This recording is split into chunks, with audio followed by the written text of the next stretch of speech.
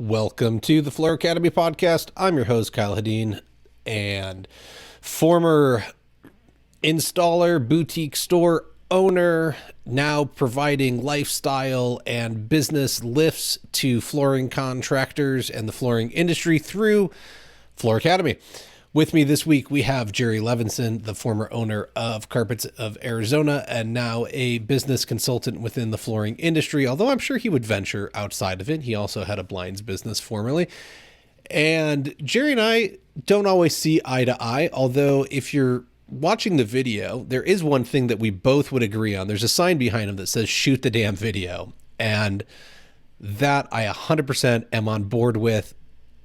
You're not making enough content. There's nothing to be afraid of. This is coming from a guy that was formerly in the reality television video production world. And here's what I'll tell you is it took me a long time to get over the fear of wanting to make perfect videos because I had that expert background and I could make TV quality stuff. Here's what this is the secret. Okay. Your clients don't care. You're a contractor. You're selling flooring. Okay. So if you just put out content that's educational and helpful, you are 100 times more likely to close a deal than the guy that has absolutely no content. So as Jerry says, go shoot the damn video. You're going to win. This week, we are going to be talking about, I had this idea come to me of, why not have your installers be salespeople? There's occasions where maybe they're working with an engineered hardwood and there's a bunch of short boards and you could cull all of those out of the project and turn it into, say, like some kind of herringbone pattern or something in the foyer. Maybe there's something on the stairs that they could upsell in the moment that perhaps wasn't done during the sales process. Or there's always that neighbor that comes over and says, hey, I see you guys are working on the flooring. I was thinking about getting mine done. Can you come over and give me a bid? So instead of having to send out the salesperson, there's already somebody there ready to take care of it. I think this is a fabulous idea. Jerry disagrees. We're going to go through it, see what the pros and cons are. I think, honestly, it's probably going to come down to a business model thing. And I think that at the end of the day, this is going to be where it's one of the reasons why I don't like the subcontracting model. And I think this will fit much better within an employee model, but we're going to talk about it. We're going to see what happens. We're going to have Jerry introduce himself in just 1 second. We have a quick word from Cronus Software. So if your flooring business is giving you headaches, Cronus is the remedy you need. Cronus Flooring Business Manager is an easy-to-use and affordable solution that simplifies and streamlines your business operations, managing everything from leads and inventory to scheduling installations, all in one user-friendly platform based in the cloud. No servers needed. What sets Cronus apart is its comprehensive suite of features, ease of navigation, and full integration with QuickBooks. Don't let your business be a headache. Choose Cronus for a smoother, headache-free business management experience. Visit cronusoft.com/academy today to schedule a demo. That's KRONUSSOFT.com/academy. Or click on the link in the show notes. Cronus, fast relief for your flooring business headaches. Jerry, welcome back to the show. Thank you for joining me. If you would mind, who are you? What do you do? Why do you do it? And then, let's get into the reason for the season here. I'm probably not a flooring guy. That's probably why I've done well in the flooring business. So had Carpets of Arizona for about 6 years. My goal was always to build that business up to about $5 million a year and then sell it. And my son bought it and turned it into Vision Flooring, and very interesting stuff going around rebranding and the things that he's doing. And one thing you were mentioning before is shooting the damn video. It's been great seeing, there's a lot of people shooting videos. Mm-hmm. You notice that? There is. A lot of my dealers are doing it now. It's fantastic. So always wanted to be more of an influencer to them and to everyone to raise their prices. So the flooring dealer group I started on Facebook was started because I wanted to have business conversations. I didn't want to talk about the product and the installation. I want to talk about raising your prices, marketing, selling, Hmm.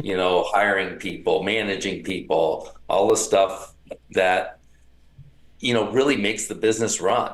Um, and this will rub a lot of installers the wrong way, but it's not about the installation.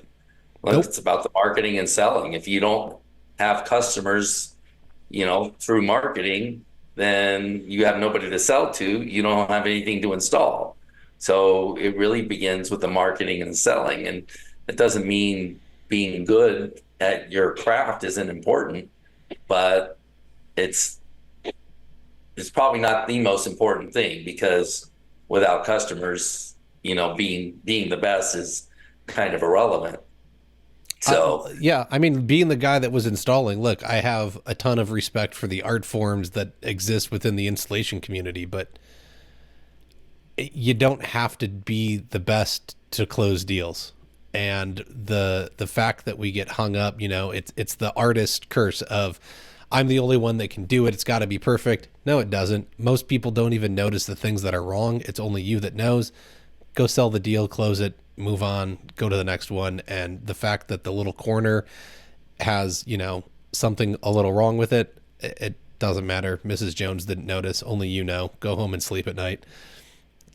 well, a lot of the installers I do battle with,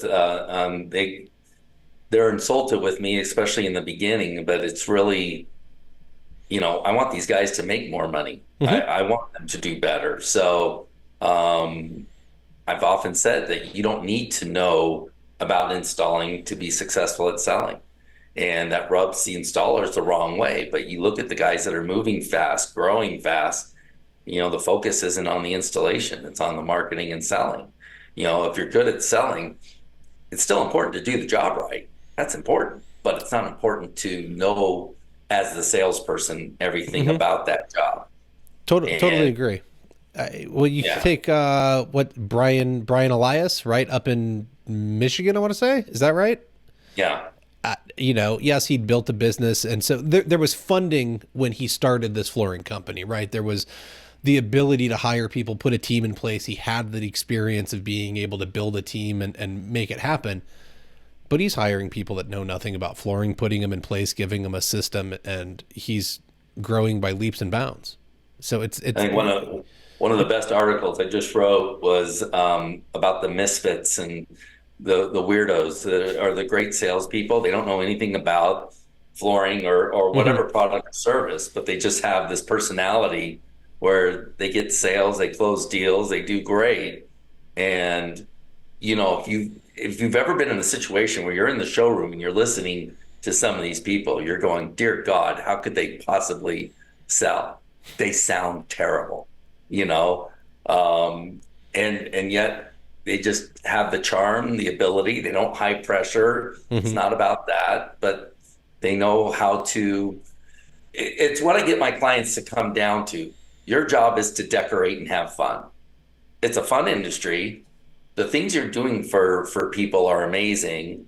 And this is the big shame with a lot of installers. Installers don't realize what they're doing. They look at things very mechanically, and they don't understand how beautiful the job is. And they don't understand what it means to that customer. How Mhm. on a daily basis that customer is going to be thrilled, and what an impact it makes on their life.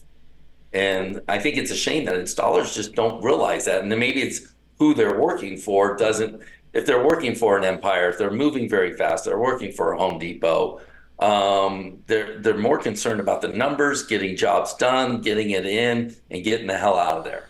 So there's Yeah. no appreciation for the work that you're doing. I don't think there's a lot of people that are being taught to respect the craftsmanship that happens, especially in a lot of the subcontracting positions that exist. There's a pressure to get more done as quickly as possible so that you can get to the next one and the next one and the next one, right? It's about how much can I get done instead of you're talking about how happy the client's going to be at the end of the day. And I think that's when you're looking at it from the sales side, it's what problem can I solve? And when you realize the problem you solve and the benefits you add to their life by replacing the flooring and doing a good job and having it last years and years, you start having a different appreciation. And so I agree with you on this. I think that there's a need to find a way to encourage pride of work and getting away from everything being a square foot rate. I think that's one of the worst things for this industry, is that it's based on square feet, and square feet only leads to production rates, which it's not about production. It doesn't have to be about production. I think it is about production currently, but it doesn't have to be. Yeah. I've got clients that are killing it.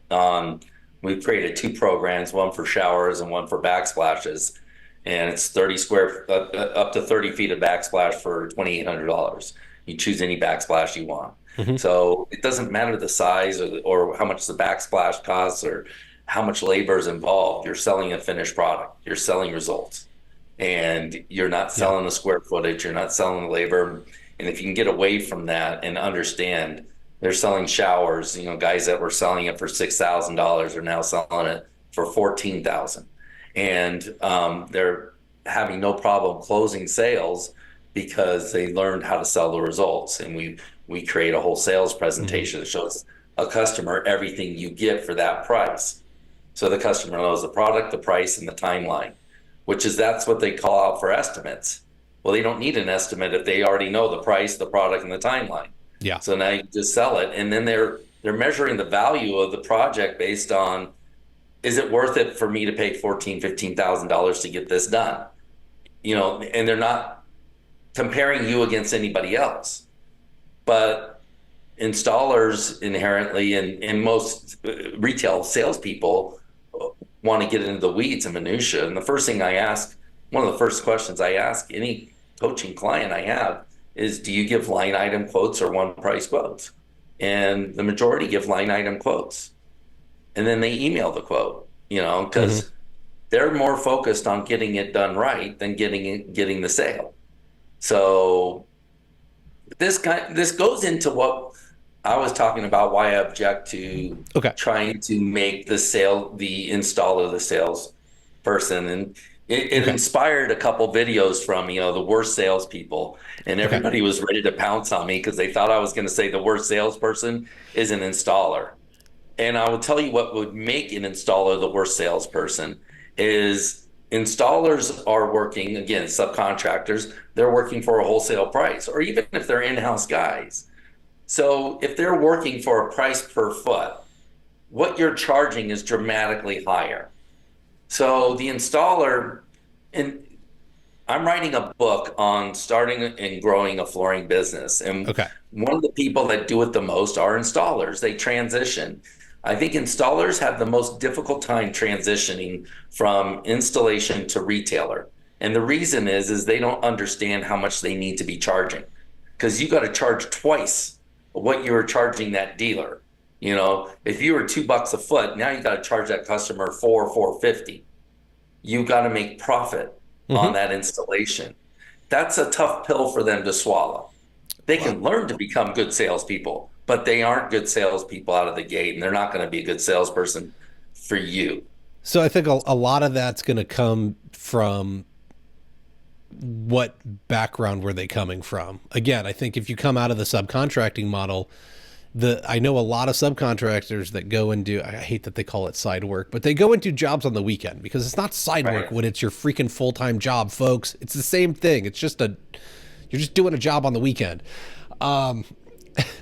But they think that the subcontracting rate is what they have to charge on the weekends. They don't realize that they are getting a wholesale rate. They think that's just the rate. And then they go and open their own thing and they're like, well, I can only charge this because that's what I got paid. They don't know that there has to be more on top because they haven't learned about margins and all of this stuff. It's like, one of the things is I constantly see people in the online groups and like, oh, 30% is 30% markup's the going rate. Well, is it 30% markup or is it 30% margin? And everyone wants to say it's markup, and then they don't understand the difference between markup and margin. And it's just, it goes, ultimately what it really comes down to is there's a lot of small business owners that know absolutely nothing about business and they're not interested in learning. And that's a No, I mean, problem. that's normal. You got technicians that became business owners, and Mm-hmm. that's where most business owners came from. It's like I was selling blinds and then I got into the blind business, Yep. and then all of a sudden there's all these other skills. If you're a flooring installer and you get into the flooring business, it's a natural progression. Yep. The people that complain the most about installer pay, who are the people that complain the most about installer pay? You know who they are? It's installers.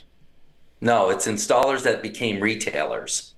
They're now retailers. They're the ones complaining about installer pay. And the reason this is why I get so frustrated at this complaint is because if you don't like the circumstances, then change it. Mm-hmm. If I talk to an installer that's complaining about his pay, the first question I have for them is, how many companies have you called around here to see what they pay? None. Yeah. They don't, so they're not interested in changing their circumstance. They're interested in complaining about their circumstance. Yes. So if you don't like your circumstance, so how many installers, transition from being the subcontractor to being firsthand selling, marketing, getting clients? Are you interested in learning how to sell and get clients? Then you don't have to complain about the pay because you set your rates. What's your guesstimate on that? I gotta think it's like 30% at the most that are owner operators selling their own labor. Oh, there's a lot more and more. Are you familiar with Footprints? That Yeah, but that's not. it's a franchise that started around. They're fascinating. I mean, I thought, who would want a business where you're selling installation? That makes the least amount of money and it's the most work. Why wouldn't you sell materials?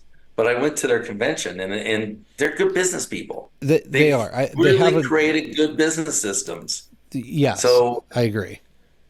But and there's so many good opportunities for them that I wish they would explore, but most of them have more of a desire to complain than grow and improve.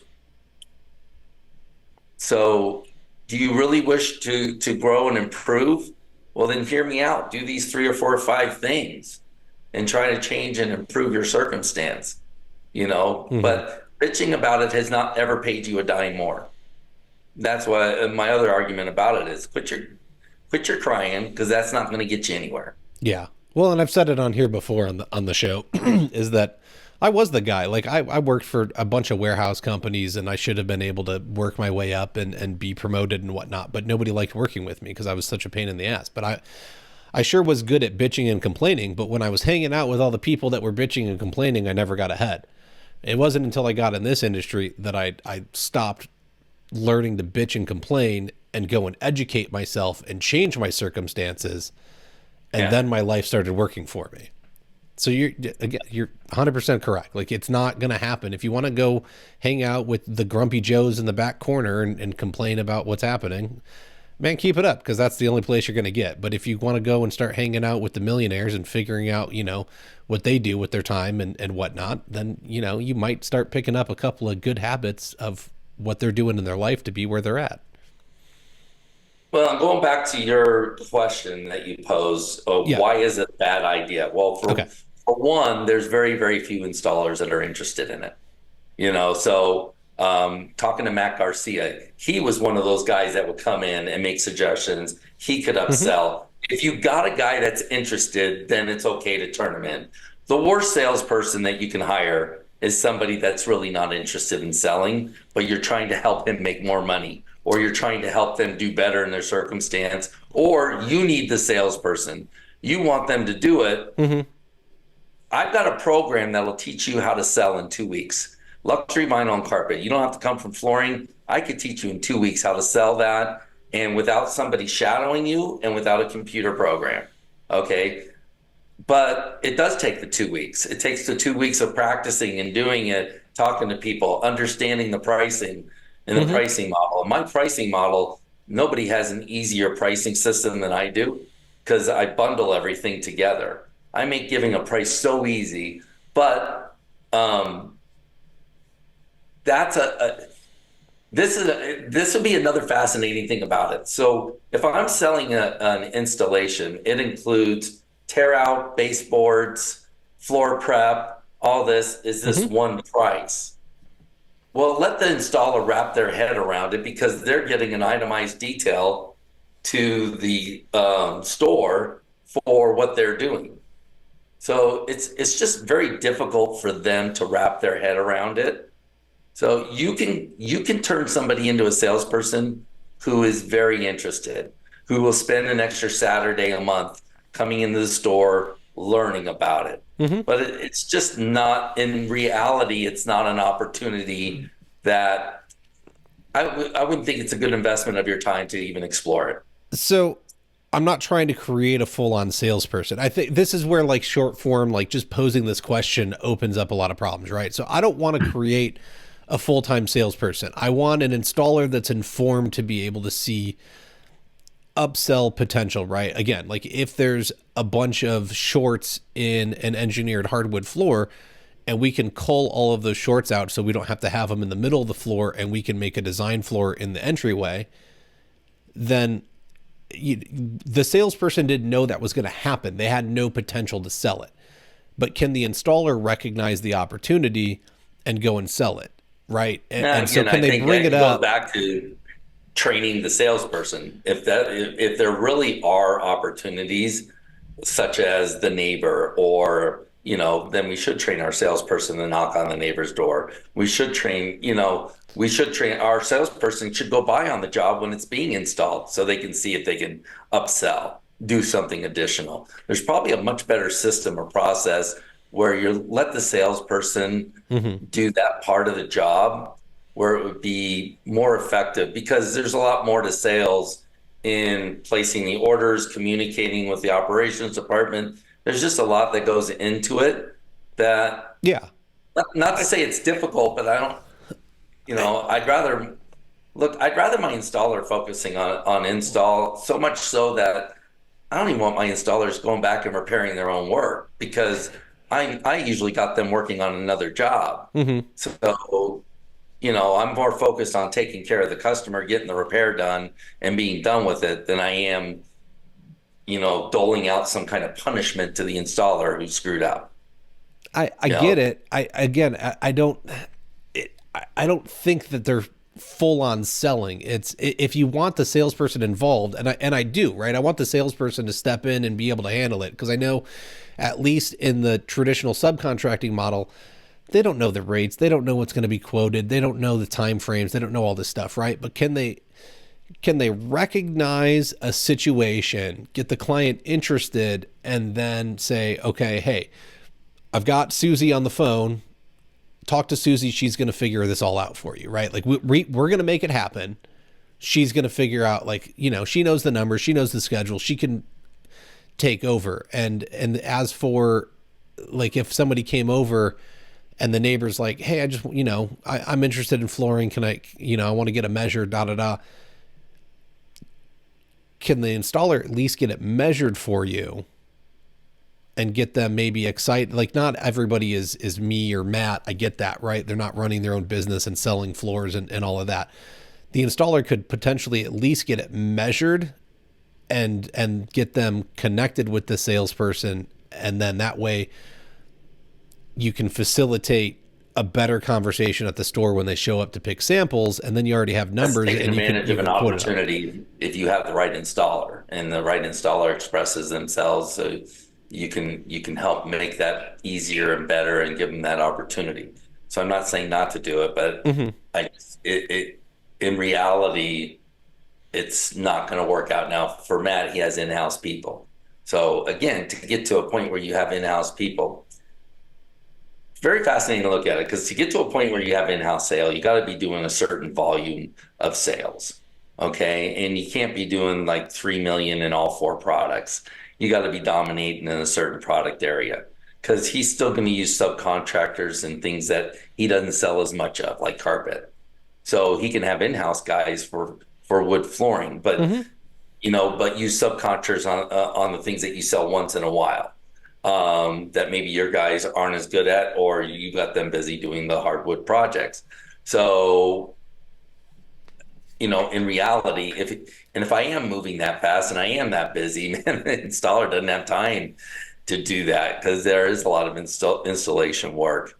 Uh, to me, it's just not reality that would work out very Yeah, well. I'm not saying so. I would never want them to stop installing in the middle of the day and measure a floor. They're already out there. If let's say it pays, you know, $75, right? I don't know what the number is. $7,500 probably to go spend the time to measure a house and get it done, get initial contact points, set it up, get them all the information. At the end of the day, they go spend an hour over there before they head back to the shop or head home, whatever they got to do, right? It's like bonus money for them to handle it. If they can upsell something inside the house because there's an opportunity, I don't expect them to get, whatever the commission rate is. Let's say it's, what, 10 per, I think you did 10% of gross. I think it's usually like Yeah, 10% of gross or 15% of net is pretty standard depending on how it works out. yeah, They're not going to get 10%. They didn't do all the work, right? They didn't have to schedule it. They didn't have to figure it all out. But what is it? 2% plus the labor, maybe? I don't know. Like there's got to be a number and a breakdown. And is it going to be for everybody? No, I don't think so. But this also goes into, I don't know that everyone always understands the potential of where they can progress within this industry as they get older, as your so let knees me get ask you beat up. a question, an ethical question. Subcontractor, he's Hmm. out on a job, he's loading up his truck for the end of the day. Customer comes by, says, "Hey, can you install this? I bought this flooring at Home Depot. What would you charge me to install this?" Hmm. So he's doing it so-called on the side. Is it ethical for him to take that job, or should that go through the company? That should go through the company because he's there. The only reason that guy is there is because of you. And so if you are on somebody's project, this is Kyle's ethics, and whether you agree with them or not. If you're on someone's project and you are asked about work, you're only there because of them, then you have to give them first right of refusal. And if they tell you you can just have it, then you can go have it. Right. Yeah, and there's the other thing is the store generally only wants to install what they sold. Correct. So, again, a matter of ethics. And to me, it's one of those gray areas that gives people an opportunity to so-called cheat. And it depends on the perception of the owner and the installer, Hmm. right? So, some people are saying, hell no, that's unethical.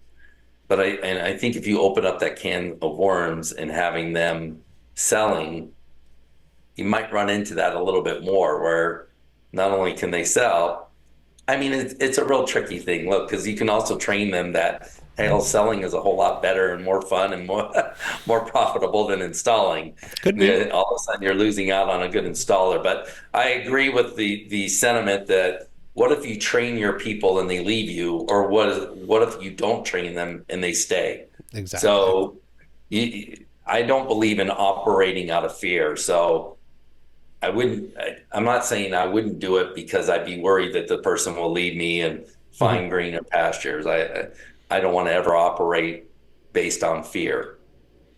Well, this is also where I think that this is the difference between a subcontracting model and an in-house model of this proposed idea of mine of installers trying to upsell in the field or handle a measure or something like that just to facilitate the process and get it moving along faster doesn't work well with a subcontracting model, because generally speaking, in a subcontracting model, we want somebody to come in and just facilitate the labor portion. That's all we're interested in. We don't need them for anything else. We don't want them getting involved. They don't know our numbers. They don't understand the internal systems. They only understand, here's your work order, go do it. With an in-house employee, you can have them much more involved. They can know your business a little bit more intimately, and therefore they're probably better informed to be able to do something that's slightly out of their realm but associated with it. I've seen the argument for in-house versus subcontractor, and I don't quite understand. Again, it's a lot of you guys that went from installer to retail Mm-hmm. that argued for that system. I've got another client that says, man, I wish they'd make it against the law to have subcontractors, and they made us hire them as employees because he would rather have that model but hasn't implemented it for himself. Why is it that you guys feel an in-house model is, or do you feel that way, that an in-house model is better? And if you feel that way, why do you feel that way? Why is it better for both parties? I do feel that way, but I got to interrupt us and then we'll get into this. So we got a quick word from Johns Manville. The rumors are true. GoBoard Pro is available and approved for steam showers. GoBoard Pro was developed with the pro contractors' ease of project workflow in mind. Panels sized at 48 by 64 inches will limit waste on your project. They'll require less seams, meaning less sealant is needed. And best of all, you can space those beautiful blue GoBoard washers out to 12 inches without requiring fasteners. Visit www.jm.com/GoBoard for all the product details and to learn about their other products. All right, Jerry, why is it that I am pro employee? First off, most small business owners don't understand what employee and 1099 are. I'm sure you would agree that there are tons of people who constantly use the terminology of, I have a 1099 employee. Doesn't work that way. You can either be a subcontractor or you can be an employee. So especially within the construction industry, I think it plagues us, and there's a lot of people that don't know the difference and are taking advantage of people because they're treating them like employees, but then not paying them as well as they should. And so those people make even less by having to pay their own taxes and all of this stuff. And they don't have the benefit of someone matching, paying half their taxes for them. You also have the fact that they're not providing the proper coverages for them and whatnot, right? There's no workers' comp, there's no any of that. And for the ones that do understand and still continue to do it, they're purposely doing it so that they can take advantage of the situation and be able to put more money in their pocket.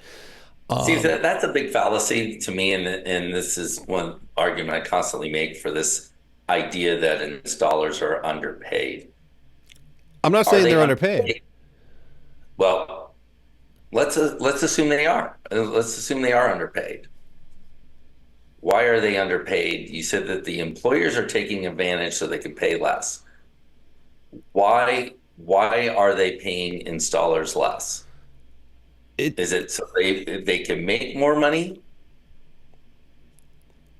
Are they taking advantage, the retailer? So, are they taking advantage of installers and paying them less? By 1099ing somebody, you are not having to cover FICA, Medicare, workman's comp, any of that stuff. So that's where you're paying less. I'm not saying you're actually paying less, right? Like you employees are more expensive. I think everyone would agree with that. There are, by the benefits that you have to cover to have an employee and matching taxes and all of that, it's probably more expensive to have an employee.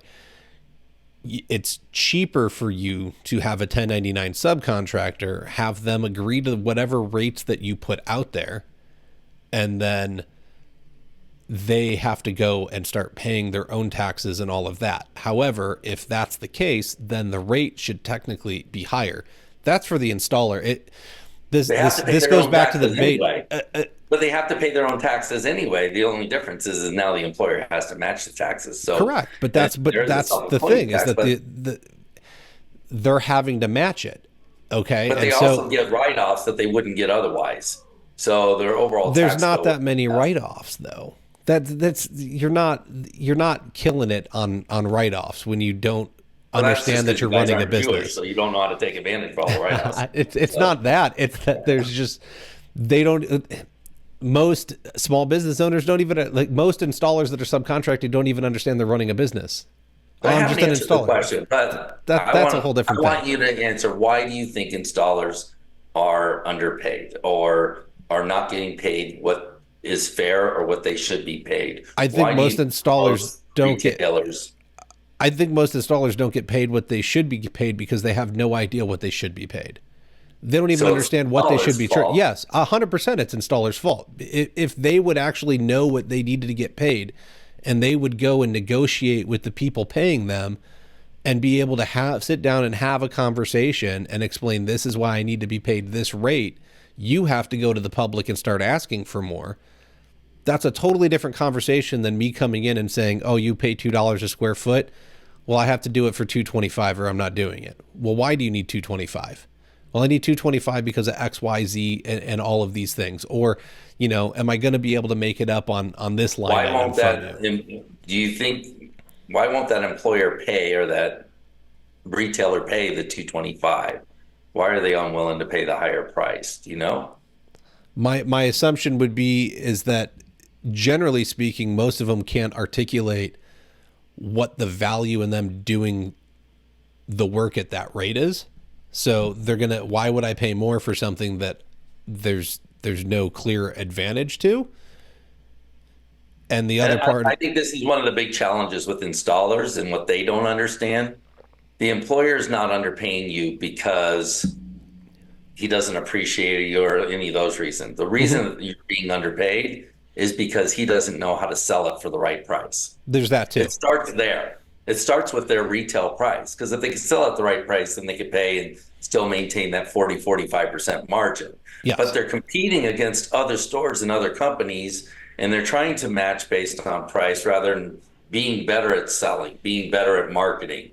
So they're not as concerned about it on the front end until they learn how. If they learn how to sell for a higher price, then they can turn around and pay the installers more money, whatever they're worth, pay them more than they're worth. I don't care. I hope the installers and everybody makes as much, salespeople, installers, I hope everybody makes as much money as they can, but charge the customer and deliver the value on that. But they're competing and they've made it a commodity market. And people, when they're shopping, they've allowed the customers to accept the fact that anybody can do this job for this. So we are competing based on price. Well, I think there's no inherent reason to hire me over somebody else. You just nailed it, is that we've made it a commodity market, not just the install. The industry has made it a commodity market, and it's not a commodity any longer. Installers are not a dime a dozen. Everyone's looking for installers constantly. The economy is slowed down and people are still out there. I need installers. I need people to come and install carpet. They can't find bizarre. anybody it's to the come only thing that there's less of, and yet prices are lower or the same. Exactly. It's bizarre. Except for, you notice tile's different. Tile has changed a lot in that tile used to be cheaper than luxury vinyl. Then a lot of guys stopped doing tile, started doing luxury vinyl. Well, now the prices of tile have, in some cases, been $250, $350 a square foot for install. There's guys getting $17, $18, $19 a foot installing tile. As they should. It's just amazing, the dramatic difference. What happens when you start valuing yourself? Category. Yeah. It's amazing what happens when you start valuing yourself and you learn what it actually takes to be profitable and do what you need to do. But why can't the rest of the industry follow that? And then you get, okay, so let's say the installers actually learn what they need to do. They go to the store, they present it. The store comes back and says, I can't sell for that because they're selling for that. I call bullshit, because there's stores selling for that, right? Like, you can either change your process or you can find different clientele. If you want to compete at a certain segment in the market, like, that's cool. You can do that. But there is room to grow and charge more. When you were doing this, let me ask you a question. Mm-hmm. When you started in the flooring business, how long did it take you to learn about the products, the pricing, not how to install, but how to sell, and some of the lingo, the knowledge, the things that you had to know to sell flooring? I mean, I was the $1 a square foot hack on weekends. That's what I was doing, is I was finding small stuff to install. So I started 2015. So by probably at least late 2016, if not early 2017, I was probably doing projects on the weekends on I my ask own. people all the time, And I was, how long did it take you to learn, to understand how to sell? And the reason I yeah, ask this question is, so if it took you 6 months, if it took you a year, how come when somebody walks in the door, you treat them as if they know what it costs, what the markups are, what the margins are, what your hmm competitors charging, they understand shipping prices went up. Why do you treat a customer as if they got all this knowledge when it took you 6 months or a year yeah. to learn and understand it? So, Yeah, no, I would never do that though, right? I treat all my customers like they're idiots, like, and not like, not not talking bad about them and putting them down. Just I'm there to educate, right? They don't know our industry, and they shouldn't. The problem is that clients get to assume, and they should, that they're hiring a professional. That's what I put myself out there as I started a business. I claimed I could do X, Y, and Z. I am now the professional. You should be able to trust me. Except most people in the contracting world don't meet the definition of professional, and then all these homeowners get let down. And so for some reason, when it comes to home improvement projects, the client has to go above and beyond and do more research and learn more about a product than they ever should have to hold the contractor accountable. And that's an issue. So I'm with you, right? We should be able to assume they know nothing, have them come in, educate them, and bring them up to speed. For me to sell, I mean, I'm still learning. I think I suck at sales. I think I'm absolutely horrendous. I got by. I remember one of the first big project I closed was like a set of stairs and maybe like 800 square feet. This really nice couple in Gilbert over by the Intel complex. And I asked them, I was like, why'd you go with me? And they were like, well, we know you don't have a lot of experience on your own yet, but like you were just so passionate. And so I would say that for the time that I ran my business, I bet you my passion and the way I talked about doing the project closed more deals than my actual ability in sales. right. And Yeah. that's, I think that's where a lot of people are at, because we don't go and learn. But that was obvious. Well, That and to was circle why this back to podcast the started. original question, again, if you have that rare installer that's having fun, loves doing beautiful work, Mm-hmm. and that's the guy you could pull aside and turn into a salesperson. Sure. Because you don't have to teach them, and it depends. I shouldn't say you don't have to teach them, because the vast majority of people that are in the flooring industry price things out via piecemeal. They want to enter it. This is my knock against software, and it's not against the software programs, but it's trying to create a quote that satisfies your software program. It's like, no, do the quote and then put it in the software. So, you can figure out what it is on pen and paper, give the customer an invoice, an estimate, Mm-hmm. and then let them give you a deposit, and then go back and put it in your software program and do your job costing, make sure everything's right. But you can make it simple for an installer to sell.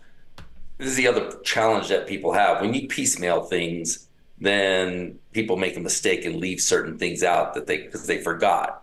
Well, let's not leave it to chance. Like if you are doing luxury vinyl flooring, Mm-hmm. you're gonna pull up the baseboards and put it back. Well, if you have to do that every time, just charge for it. That's part of the labor. So bump up your labor to cover that cost. Don't rely on your salesperson to remember to charge for that. Mm-hmm. It's just part of the process. So all of my prices include moving furniture, because I believe everybody should move furniture for their customers, because the vast majority of our customers are older that can afford to buy new flooring. Yeah. So it only makes sense to provide the flooring or to provide furniture move. Mm-hmm. And Fair then enough. pay your installer well for it. Go ahead and pay. Installers complain about moving furniture. That's because they don't get paid enough. Just pay them a little bit more and they'll stop complaining. That's part of it. Honestly, I don't want to touch the furniture because I don't want to be responsible, because my insurance doesn't really cover furniture. It covers doing flooring. So I don't want to touch the liability, especially if, Aunt Susan's prehistoric, like Civil War era antique desk is there. I don't want to touch it. I have absolutely no interest. There is a moving company that is more than capable of doing it. However, I think that's where partnerships can really come in. And if you don't want to have your guys do the furniture moving, you can partner with a moving company and you can set up a really good deal of being able to work with them, get them in the day before, the morning of, Right. and they'll start like you. Yeah, There's work other that out ways for to the handle it. customer. Exactly. And I've always said that no matter what has to be done, like you don't want to take up a toilet and reset it.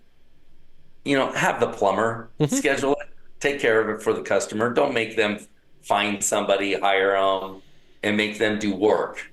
They shouldn't have to do work to hire you. So, anything like that, like moving a pool table. Now, we don't do that. You got to hire a professional. But we've got it lined up with the pool table company on the rare occasion that happens.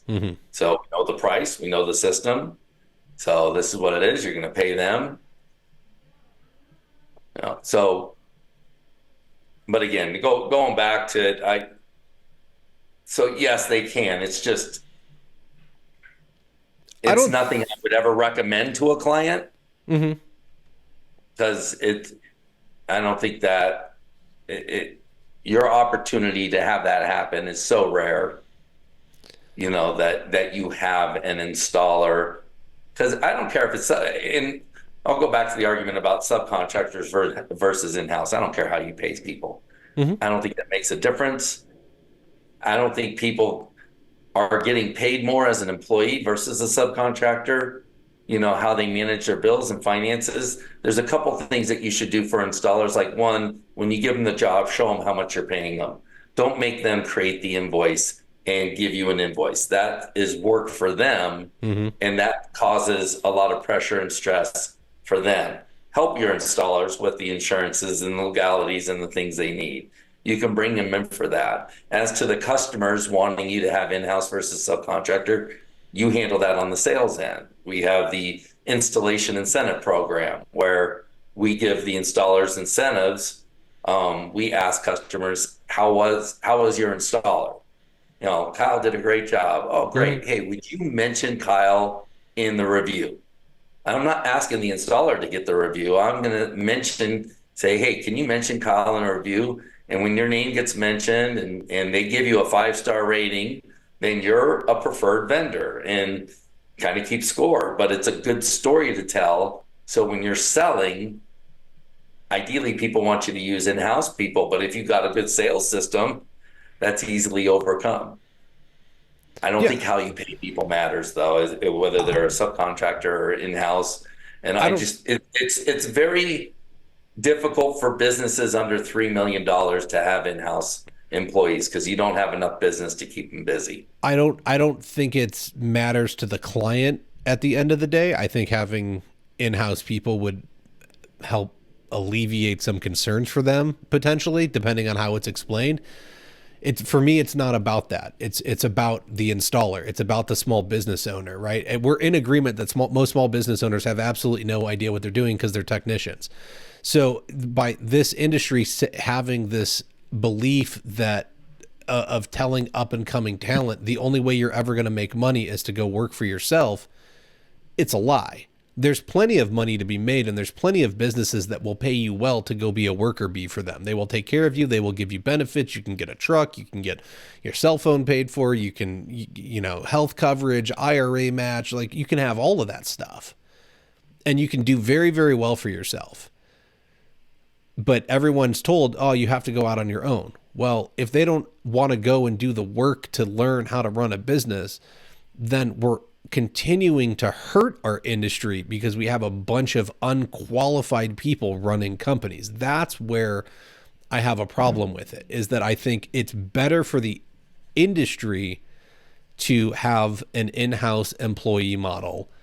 And then the ones that just ultimately can't suck it up and get on board with it, then you can go be a technician, right? If you just want to be that grumpy Gus and be super difficult to work with, like I'm that guy, right? I'm not going to fit in someone's subcontracting model because I'd be the obnoxious a-hole that says, it's my own company. I'm showing up with my truck wrapped and I'm going to promote my company because you hired it to me.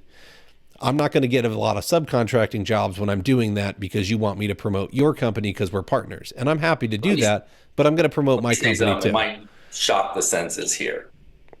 I don't give a shit about the industry because I don't know who the industry is. I work for individuals. There's Hmm. individual people. I don't think somebody that does a bad job gives the so-called industry a black eye. They give them their business and themselves a black eye. I don't think anybody is representative of the industry. It's made up of so many different people doing so many different things, some good, some bad, and it's a reflection on that person or whatever. But I don't know who the industry is. I don't know who speaks for the industry. And I don't even know what that means. So I hate it having conversations. And you'll never see me say that in a post or anything about what this industry needs to do or what we need to do for the industry. I'm talking to individuals. I'm talking to you about your business. Hmm. I'm talking to an individual about their business and what they can do for themselves because they can carve their own path. They can change their own path. Is what I'm doing good for the industry? I don't give a shit.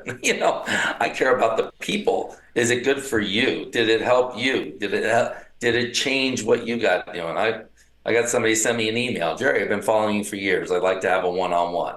That's what Hmm. I love. Let's talk about one guy that wants to move faster in his town than anybody else, that wants to do something special.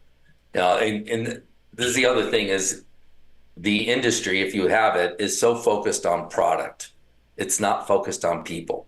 And if you Correct. ever go to surfaces or anything like that, it's like how many luxury vinyl brands are out there? And does anybody do anything? Who's the biggest standout brand there is? There isn't one. Because all these guys are so busy selling a product and saying the same damn thing. They they don't know how to sell to people. They don't know how to sell benefits or how to talk to people. Hmm. That's why you look at things like in the marketing for carpet. This carpet holds up really good to dog piss.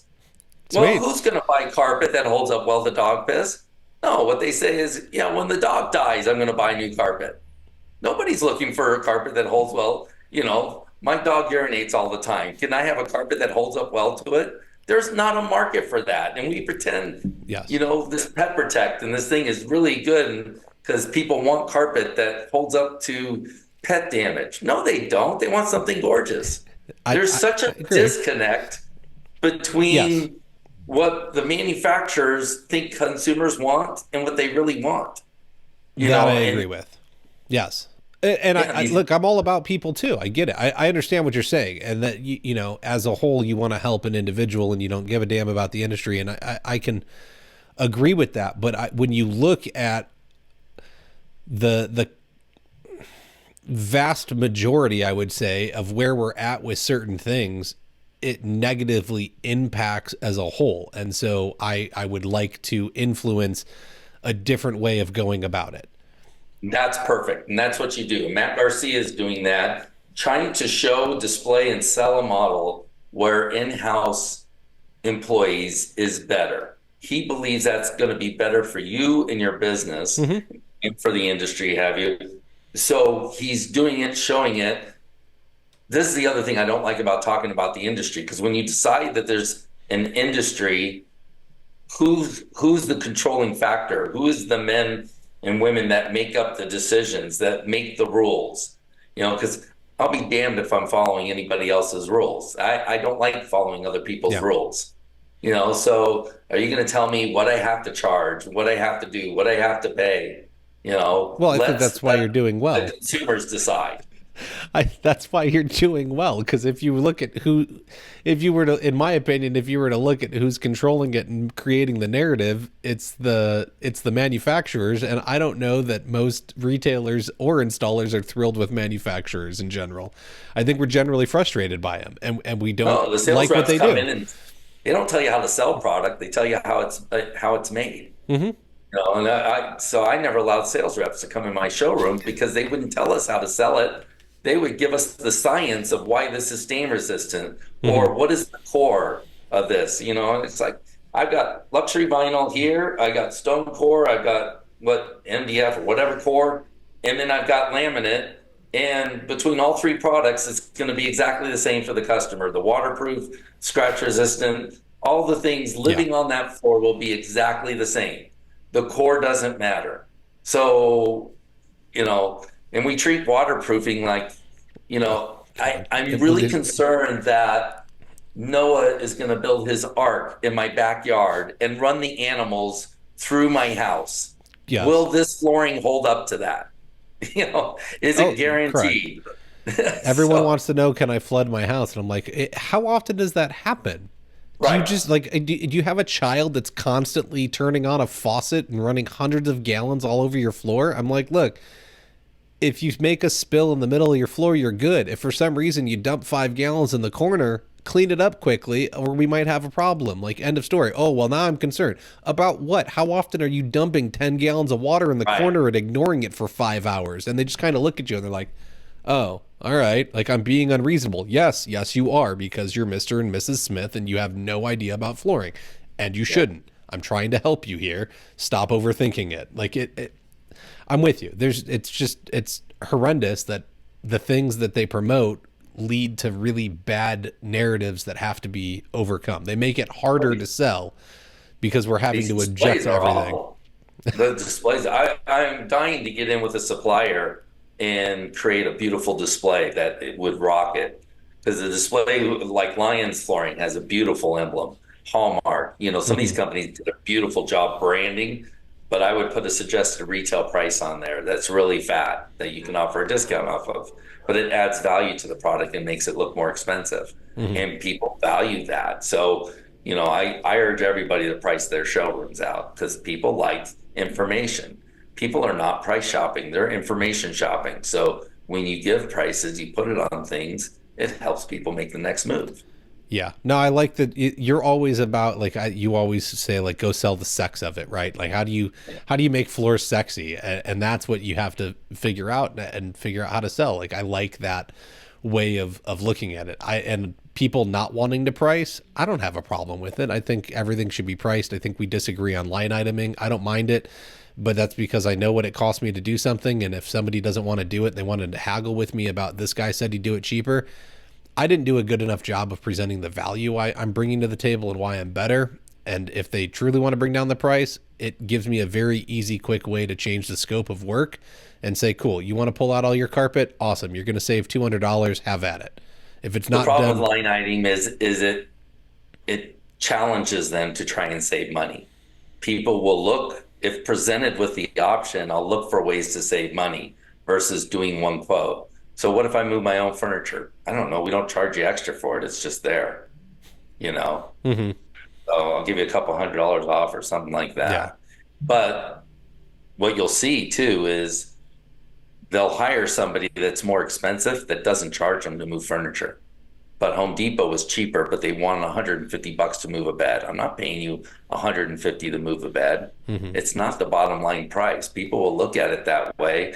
And I loved it when Taco Bell did this. They sold six tacos, a 6-pack of tacos. Worked great. The price was exactly the same as buying six individual tacos. mm-hmm. But they were very successful at selling a 6-pack because it made it easy for people to buy. If you wanted 4 tacos, just get a 6-pack. Yeah. Well, I think even when I was line iteming and constantly selling projects, like my ideal clients never batted an eye anyways. It didn't matter. And the ones that wanted to save a couple of bucks, it made it really, for me, it just made it easy. I think everyone's going to have a business model that works for them. And that was just one way for me of being able to account for stuff. And I could adjust the scope of work very easily if they wanted to. I don't care. I don't want to take out your carpet anyways. Like you want to go do the pain in the butt part? Cool.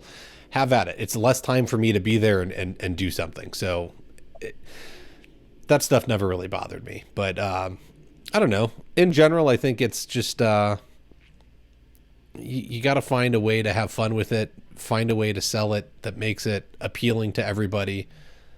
And then if you can find an opportunity to promote, I guess that's what it really comes down to. Like in the grand scheme of our conversation here, do I think every installer is going to be able to do what I'm proposing and being able to go and do a bid for you, like do a measure for you or upsell something in the house? No, I don't. I don't think it's every installer. I don't think it's every client. I think that there's rare opportunities that come along, but I would want somebody to be able to capitalize on it when it came along. Yeah, and I would just argue that, you know, everybody should improve their processes and systems, and I think the opportunities to do that would be greater with other things than something that would be happen on a rare occasion. It's not something that Mm-hmm. I would ever place focus on or recommend anybody do. Um, I've always said there's two things installers want more than anything, and it's not higher pay. But the truth is, what they really want is one, to be kept busy. And I've seen so much evidence of that, where you even offer them more pay, but they won't leave a job where they're kept busy. And then two, they want all the materials for the job. Mm-hmm. They don't want to have to go back. So if you have a process and a system that really focuses on accuracy, and this is not something we were ever good at, I mean, we've tried a couple of things, but this is an area where we could have vastly improved.